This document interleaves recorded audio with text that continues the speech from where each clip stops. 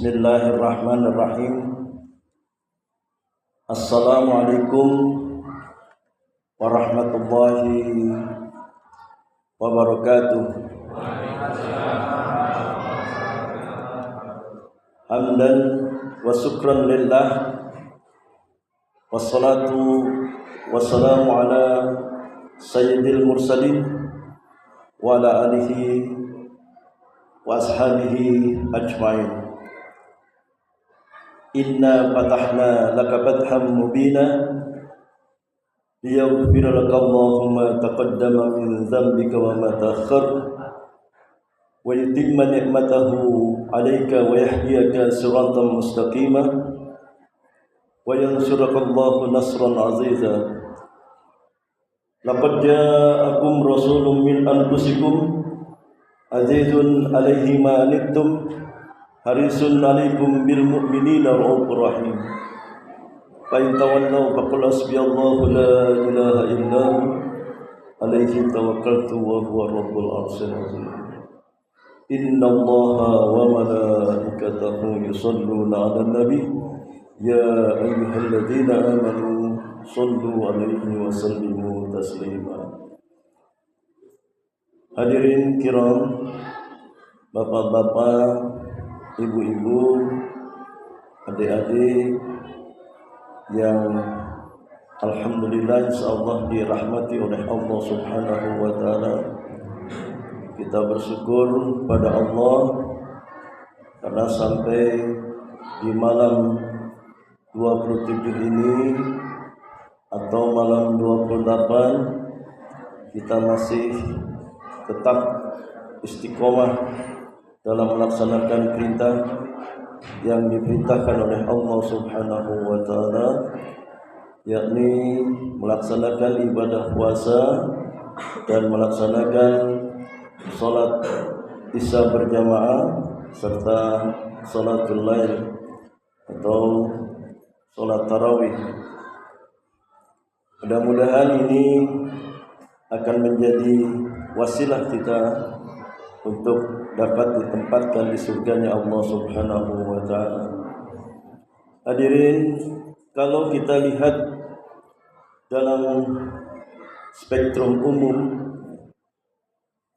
kita lihat bahwa sebenarnya manusia itu sudah mengerucut pada dua kelompok, yakni kelompok ashabun nar yang dikomandani oleh syaitanir rajim dan kelompok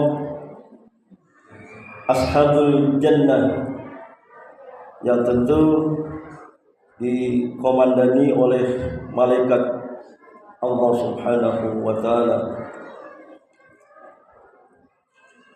Ketika masuk di dalam kelompok ashabun nar, ini juga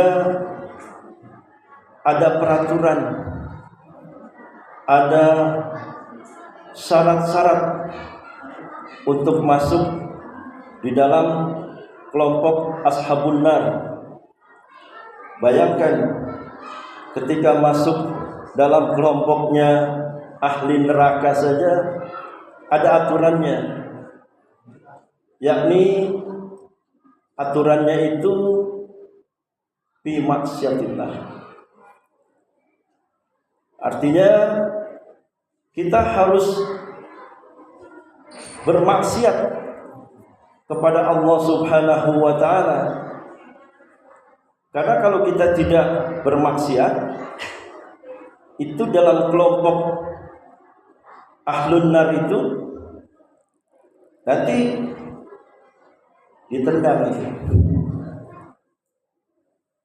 Jadi bisa saja nanti pada akhirnya dikhawatirkan masuk dalam ahlul jannah gitu. Jadi memang ini pertentangan antara ahlun nar dan ahlul jannah. Lalu ketika kita masuk di dalam ahlul jannah,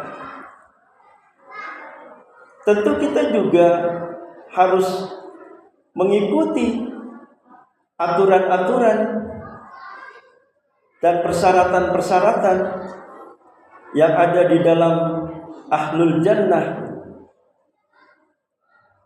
Karena ukuran ketaatannya justru di persyaratan dan di aturan-aturan tersebut. Dan bahkan memang keduanya itu mewajibkan dan mempunyai aturan-aturan.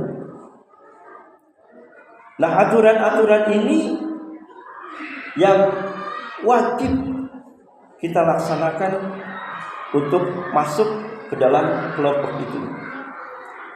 Jadi kalau kita tidak mau melaksanakan aturan-aturan dan persyaratan-persyaratan itu, kita bisa ditendang juga untuk menjadi ahlul jannah. Dan harapan kita untuk menjadi masuk ahlul jannah itu kemungkinannya kecil. Nah, di sini tentu secara psikologis manusia kan diberi kehebatan karena manusia itu diberikan akal oleh Allah Subhanahu wa taala.